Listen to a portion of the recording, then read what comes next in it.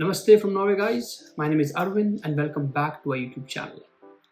So, friends, this video will be in English and it will be related to one of the most confused concept in Norway, and that is about holiday pay.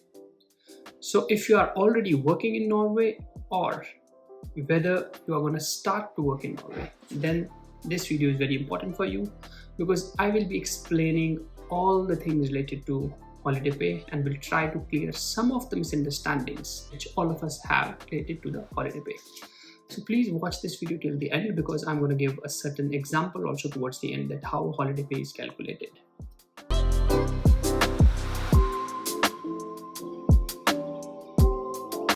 So guys, before I dive deeper into the concept of holiday pay or feriepenger as it is called in Norwegian, I would like to say that when I was in India, how was I paid, okay, in terms of the holidays. So I was entitled to about 25 days of paid leave. So in India, it is called as a paid leave, and then you have something called as an unpaid leave. So when I was working with Reliance, 25 days, they were the paid leaves. So it means that whenever I will take these vacations, I will still be paid for it. And generally, for entire 12 months, if suppose my package was say 12 lakhs to simplify, then each month I was paid, the gross was 1 lakh. And then if there is a 30% of the tax, then 70,000 used to come every month into my pocket, right? This is a very simple example. Okay, so unlike India, what happens in Norway is that you're not paid the equal amount of salaries each month, right? Generally, in the month of June, you don't get your normal salary. In the month of June, you get something which I have mentioned before, that is called as a feriepenger or holiday pay. So let's try to understand how this is calculated. So there are two scenarios. One is your one is your age, and another is the number of holidays that your company provides you. So, for example, if your company is providing you only with 21 number of holidays in a particular year, then for most of the people who are below 60, your holiday pay will be around 10.2% of your gross salary. Okay. If you are above 60 and you have 21 number of holidays, then your contribution will be 12.5% of your gross salary. On the other hand, when the number of holidays given to you in a particular year is 25 and you are below 60, then again your contribution is 12.5% or your holiday pay is 12.5%, and this increases to 14.3% when your age is above 60, right? So as simple as that. Now, there is a very big caution for all of you who have just started to work. So remember this thing, this is very important and people don't know it, right? And this caution is that for the first year when you have started to work, for example, let's take a very simple example that you started to work 1st January 2022. So for the first from the 1st January 2022 to 31st December 2022, you will be entitled to all 25 holidays, right? Generally, you can make a simple calculation that for each month that you have worked, you would get around 2 days of holiday. Okay. Now, in terms of holiday, that is very good because you start to work and you get holidays for that year. But the same is not the case with the holiday pay. What does it mean? It means that in 2022 June, you will not get any salary. Why? Because you have not accumulated or accrued your holiday pay. So it means that if you were supposed to get a holiday pay in June 2022, you should have worked the previous year. It doesn't matter how long, but you should have worked. Okay.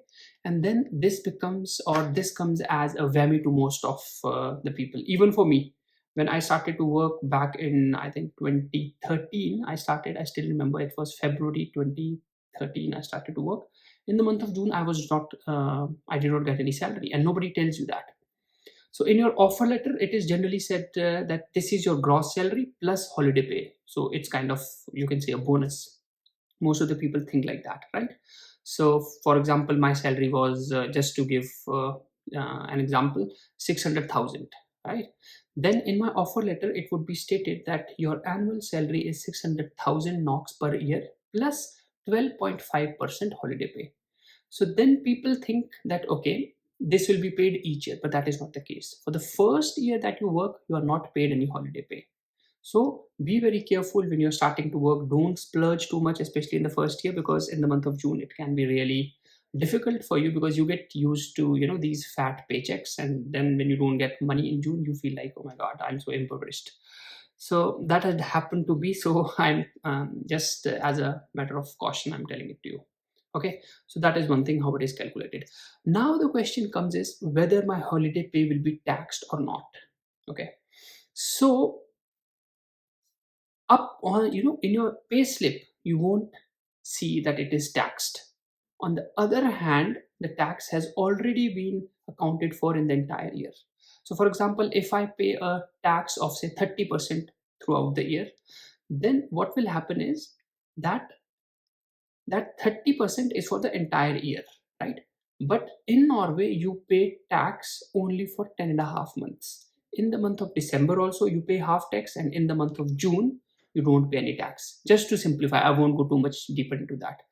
And then another question is, suppose, okay, you have worked for one entire year, then next year 2023 June, how much will be your holiday pay? So there is a very simple way of doing that. One example I've already showed you that or discussed with you, that okay, just 12.5% of your gross income. But generally you can check each every month when you get your pay slip, you will actually see that how much holiday pay have you accumulated, right? So each month you can find it depending upon how the format of your payslip is, but you will definitely see that part, that how much have you translated. For most of the people I know, their payslips are in Norwegian, so you will have to translate this stuff on Google Translate, but you can easily find it out, right? And then in December 2022, when your final payslip comes, you will see the final uh, holiday pay, how much that is, right?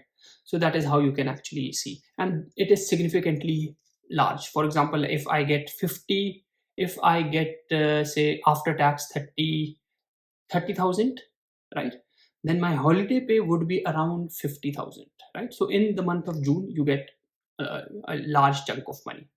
So that is very good.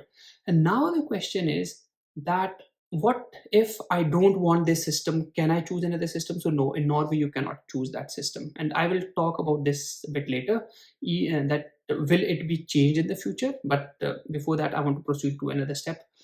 And or before that, I want to proceed to another question. And the question would be that suppose if I quit my job, what happens to my holiday pay? So in that case, based upon my own experience, when I quit DNV, so DNV asked me whether you want. So I think I quit DNV in May 2020, and then they asked me whether you want your holiday pay this year, right? Whether you want when you quit, or you want it next year. So then I said that okay, since I'm quitting now, I want the holiday pay right now. So at that time, you have an option. Will this system of holiday pay, will it change in Norway?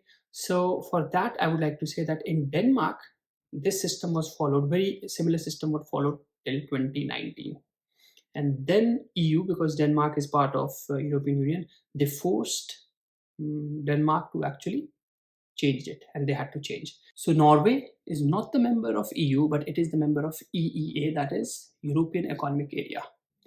And few of the experts says, and I'm not that expert, they say that the Article 7 of the employment agreement is being violated if we follow this system. And how is it violated? Because for the first year, although you get the holidays, 25 holidays, but you don't get any salary for the month of June, right?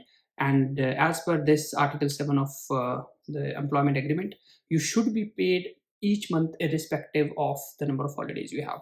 So this is kind of an opposition which most of the experts are saying to this system. But as of now, the system is being followed in Norway, and I think Norwegians are happy about it. So I don't think so it's gonna get banished or get curtailed down very soon, right?